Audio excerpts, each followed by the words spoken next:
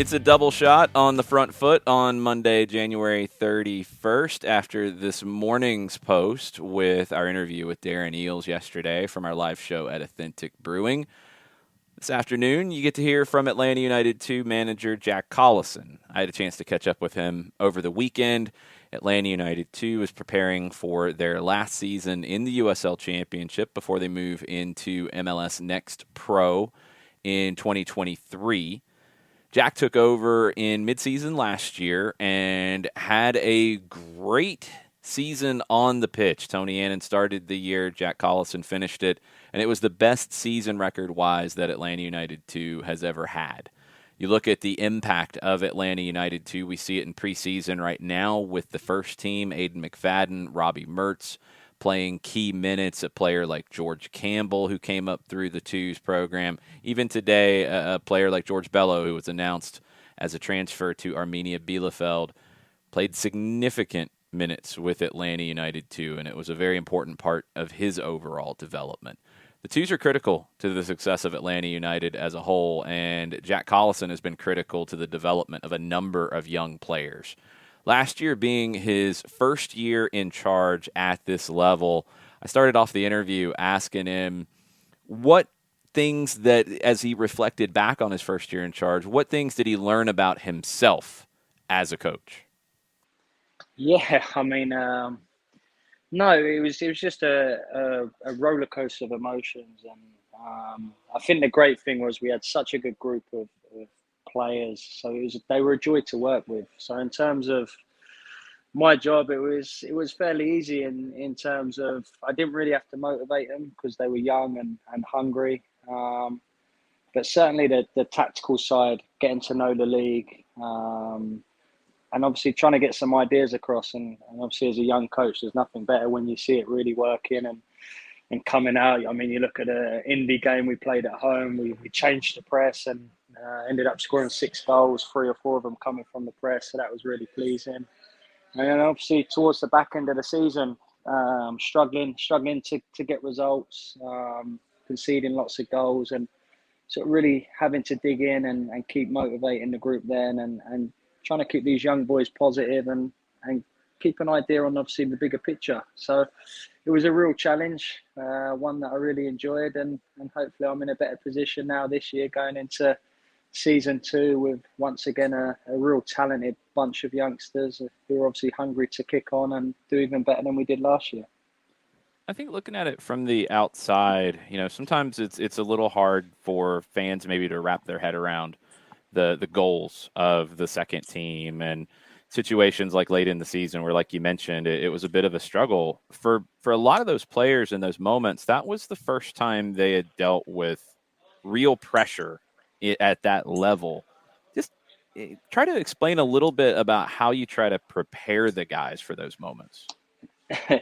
Yeah, look, these kids have all got high hopes of obviously going on and playing at the highest level possible. And I think for us, that twos team, our position, obviously we want to be successful, we want to win games, we want to be able to compete. And then obviously the second part to that is obviously trying to prepare the youngsters for what's next, and being able to deal with that pressure, then pressure situations, and to be able to go out and perform is obviously the main part of it. And I think you look at the exposure they got against some real top teams, in some real sort of intense environments. When you think about when we went to India away, when you go to Louisville away, all these tough, difficult places to go and play, and you're asking 3 or 4 16, 17, 18-year-olds to go out there and perform. And even more so perform when they're under the cosh, when they're 2 or 3 goals down towards the end of the season at times, and we're still asking them to be brave, to get on the ball, to try and play their game, and to try and compete as best they can. And I think the great thing about last season, so many of them were sort of getting their first real taste of it. Obviously, the likes of Noah Cobb, it was probably AJ Fortune's first proper full season. David Mejia has always been sort of in and out of the group towards the end of the season. It was great to see him sort of nail down a starting spot. And all those experiences for these young boys now sort of put them in a real good position this year to really not just be there and maybe be a little bit inconsistent at times. Now the pressure's on them to be consistent and to actually really start dominating games. And I think that's the most exciting thing, looking at the group that's going to be forming over the next couple of weeks, to know that lots of these boys got experience last year. They were really tested, they were really pushed, and now hopefully we can sort of take them to that next level. And individually, obviously, we want to see them kick on. I mean, you look at Caleb Wiley, fantastic throughout in the entire of last season, and obviously now in and around the first team, signed a new deal away with the under-20s. It's great to sort of see it all coming together for the individuals as well as the team. When you see the signings like Wiley to the first team, or you see guys on homegrown deals who spend a lot of time with the twos get their opportunities in MLS, does it kind of give a little bit of jolt of energy to the young guys in your group?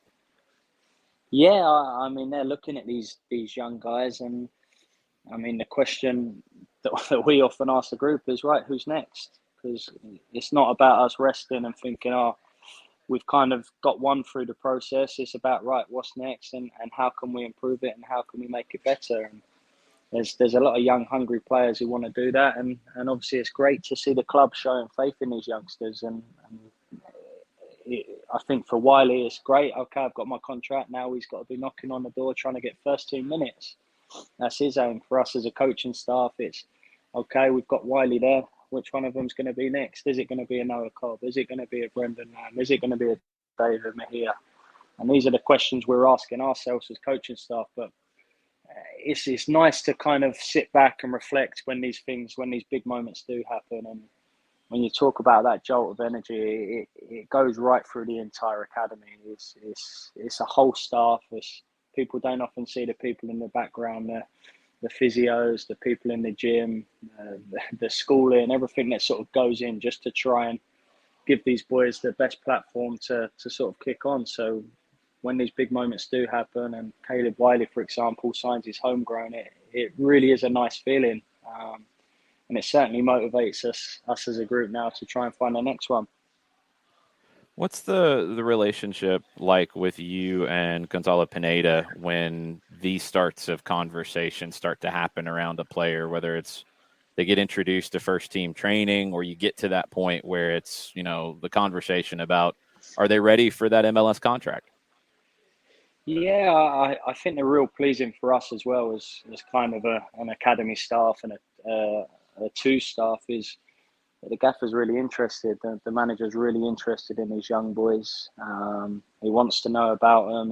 He takes an interest in the games, but also in the training. He wants to know who's doing well, and obviously who he can sort of expose to that environment. And I mean, pre-season's a great example. Now we're kind of a couple of weeks in, and 8 or 9 of the academy boys or USL boys have been up there pretty much full time. And I mean, as a second team coach, it's what you want. You want the boys in this environment, and obviously once they're up there, it's then up to them. Can they survive it? And not only survive, can they thrive, and can they show that they're better than what the manager's got at his disposal? But a real positive since Gonzalo's come in has been trying to build that bridge kind of from the academy to the first team. And obviously Rob's played such a massive part in that. He's been an ever present and obviously really trying to sort of bridge that gap and take a real interest in these young boys and kind of help them when we're sort of thrust upon that first team environment. So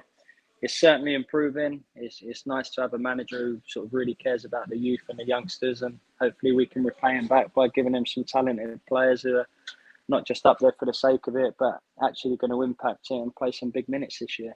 Yeah, I think it's important to note too, because we always talk about the homegrown process, and it's kind of the crown jewel for the club and the overall development. But here in Atlanta, we've seen guys come into the twos group, after college and make their way to first team contracts like Lawrence Wyke and Jack Gurr.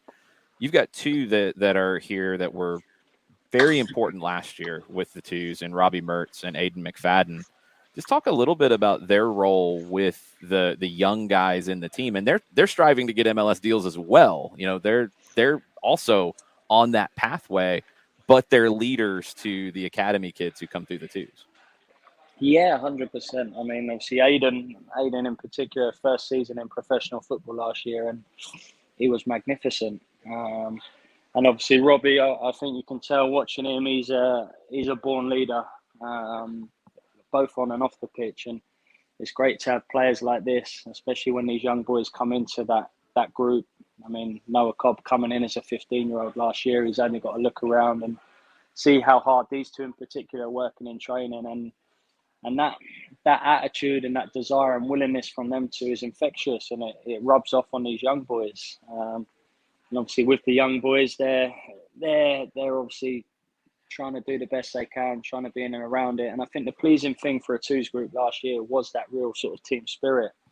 You had some great senior boys. Obviously, I mean, you've got to mention Bradley Camden in that mix. He was such a good character and such a good leader. Obviously, Robbie, Hayden, both really, really good on the pitch, but played such a massive role off the pitch. And I think when you sit back and reflect, and now we're in kind of pre-season, it's what you want from the twos. You want young boys who are coming in at 15, 16 and got the potential to earn a homegrown contract. And you want the very best then of these slightly older boys who've been through that college route, that system, who are not just coming in to be happy to sit on a twos contract. They're hungry and they're striving to try and earn a first team contract and try and affect it up there. And look, hopefully they'll get a chance at some point, whether it's this pre-season or during the season, to show that they can cut it at the top. Because I think if you look back at the season as a whole, them two in particular were not just standout players for us last year, but probably standout players in the entire league. Yeah, absolutely. McFadden and Mertz. I mean, when we saw Mertz come into the team after some injuries early on, you could see the impact he had. And McFadden was able to keep it going throughout the season, playing different roles. Those are going to be guys that are critical to achieve goals this season. And I would assume that, this year, getting that taste and being in a playoff race late, the goal is to not just develop the guys along the way, but as a group to get into the postseason. Yeah, that's the aim. It's obviously something we've never done, and it was obviously frustrating for us as a group to fall away towards the end of the season, because right up until probably the last 3 or 4 weeks, we felt we were in the hunt. So obviously disappointing to fall away like that, but these are moments that we learn from as obviously coaching staff, and I think the group who were there last year will certainly grow from that experience. How it felt last year to fall away, and hopefully won't let it happen again. But I mean, the league's incredible this year. It's great that it's opened up, more teams, and it seems as most teams seem to be strengthening as well. So I'm sure it's going to be super competitive. But right from the start, our message as a staff is going to be: look, we want to qualify for the playoffs. We want to be in it at the end of the season, and obviously along the way, we're going to try and develop the boys as best we can individually. And we're still going to stick to our principles and our style of play, but hopefully that's a style that's going to stand us in good stead and put us in a position to win more games than we lose. How hard is it at times with, figuring out that balance between getting the results needed to get into the postseason while also focusing on the long-term development of the individuals? Yeah, it really is the golden question, isn't it? And I mean, I think I'm in a fortunate position because, I mean, as a player, I was lucky enough to play at the highest level, play in the Premier League and compete for my country. And then on the flip side, my coaching career has been in youth development. I've worked in some fantastic academies over in England, in the academy system here as well as a coach. So for me, I've probably got that perfect balance in terms of trusting these young boys, hopefully having a good understanding of maybe what they need and what's required to take the next steps. But as an ex-player, I don't think you ever lose that edge and that competitive edge and desire to be successful and win games, because it's ingrained in you. And ultimately, these boys as well, who will be going on to the next step and kind of the next level, will need that edge, that willingness to win. And you can tell the ones who have really got it in training, they're scrapping and fighting, and whatever exercise it is, whether it's a small-sided game, whether it's a 1v1 exercise, they want to win and they want to come out on top. When you were in some of those moments last season where it was a little challenging, whether trying to get through to a player or trying to get through to the group as a whole, who were some of the coaches from, either people that you played under or people that you've studied or admire that you kind of looked for guidance from, either directly or indirectly? Yeah, I mean, I've been very, very fortunate thanks to my playing career that I've learned some of the best, and I suppose it's on. And probably the big thing that stood out for me, the coaches that I enjoyed and the coaches that I thought were successful, was that consistency piece and try not to get too high when you're winning games and doing well, and try not to get too low when you are having a tough time. It's them moments that kind of really test you, and them little speed bumps in the road are what's needed to try and get us all to the next level, whether that's staff, whether that's players. And I must say the staff we had together, obviously Omar was my assistant last year. He was a great person to kind of lean on, and obviously with his experiences, both playing and coaching, it was great to be able to just kind of use him as a sounding board. And obviously we spend so much time traveling away together. Um, you end up just kind of talking through moments, and maybe days where I was slightly down and not feeling it. Omar would be the one to pick me up, and probably vice versa. And I think having that relationship with your assistant coach is so important, and having him to lean on, and I'm sure, well, hopefully he'll say the same, having me to lean on, to create a positive environment for the boys, because ultimately that's what it's about. We don't want these boys coming in and not enjoying what they're doing. We want them to come in, we want them to enjoy it and to get to that next level. Jack, it's always fun talking soccer with you. I'm glad we're going to get a chance to do that throughout the season. I can't wait for the two season to start. For those of you out there, you'll be able to come see the games at Kennesaw State at Fifth Third Bank Stadium. All the home games, schedule's out. Get your tickets now. And you can watch all of the games on ESPN Plus. And John Nelson and I will be on the call for the home matches. I can't wait to get this thing underway, Jack. I think the home games in particular were really fun last year. We kind of turned that stadium into a little bit of a fortress. I don't think teams enjoyed coming to play us there. So hopefully it'll be more of the same this year, and hopefully we can stick a few more points and a few more goals in. Definitely that. A few more points, get into the postseason. Hopefully some USL Championship playoff soccer coming up in 2022.